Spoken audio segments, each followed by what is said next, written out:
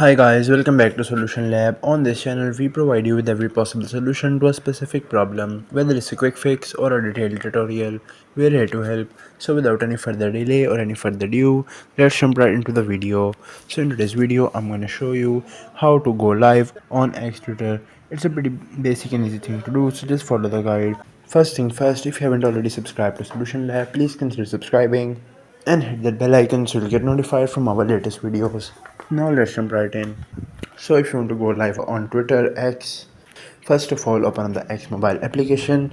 Now click on plus at the bottom right. Once you click on plus, here you should be able to find a camera option, this gallery option. Let me just go in the gallery, and at the top right is the camera. From here you can see, tap on continue, and that is it for today. I hope this tutorial was helpful and informative. If it was, please give it a thumbs up and consider subscribing to Solution Lab for more helpful tutorial. If you have any queries or suggestions, just leave them in the comments below. Till then, take care, see you next time.